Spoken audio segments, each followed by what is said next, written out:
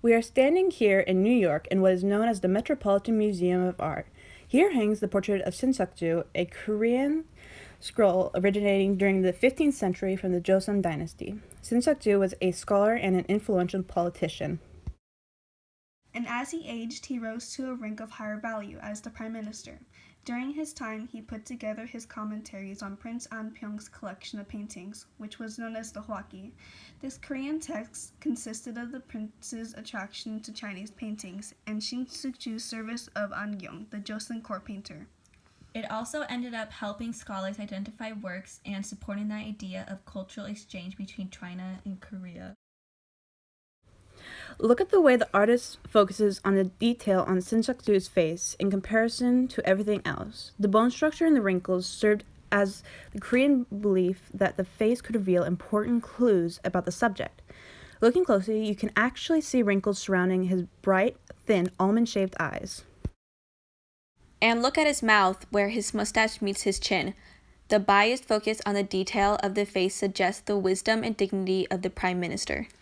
The interest in the face was further developed with the use of painting techniques influenced by the West and were introduced to Korea by Chinese missionaries. So we're looking at this silk scroll, where this man is wearing an official robe known as the traditional Korean hanbok, with a black silk hat, or samo, resting on his head. These hats were only worn by officials.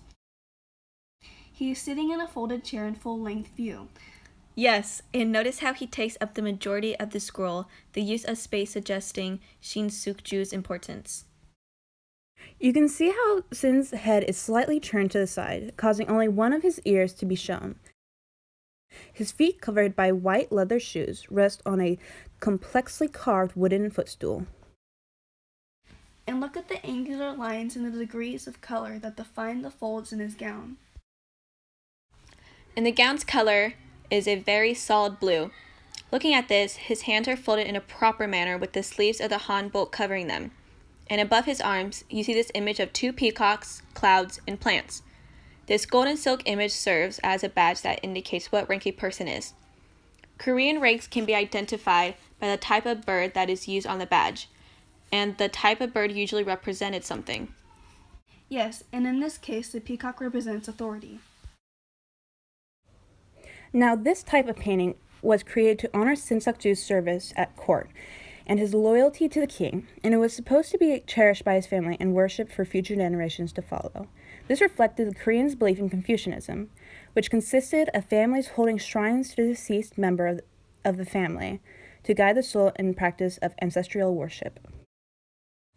This Confucianist belief is very similar to a Maori oil painting known as Tamati Wakanin, which was painted by Gottfried Lindauer.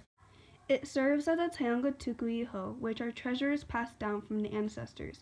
Just like the portrait of Sin Sukju, Tamari Wakanin would have been hung up on a wall in the central building in a community known as Owananui. It was made to be cherished by his family. Tamari Wakanin was a chief or rangatira of the Nkapuni Iwi tribe and an important war leader. He lived during the time when New Zealand underwent a series of changes. Neen actually participated in these changes when he converted to Wesleyan faith and changed his name to his current name, after Thomas Walker, who was an English merchant and the Church Missionary Society's patron. If you look at Neen, he is wearing a cloak made of kiwi feathers known as kahu kiwi and a ponamu earring.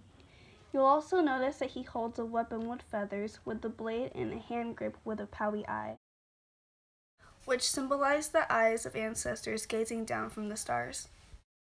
This weapon was called a tuatua.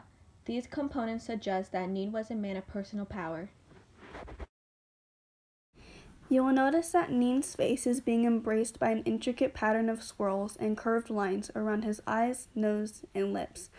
This green tattoo was known as the tamoko, and of course only people in high rankings received such a symbol. Receiving a moko functioned as a milestone between childhood and adulthood.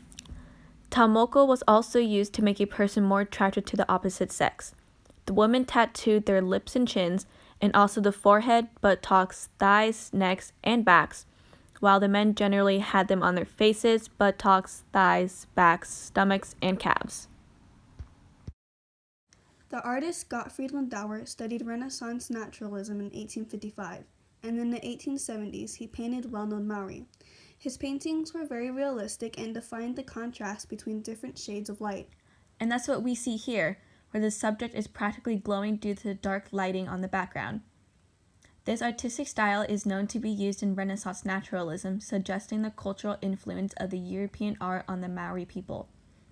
Similar to the Sin Sukju, Lindauer composes his subject to fill the majority of the canvas, suggesting Nin's power as a chief.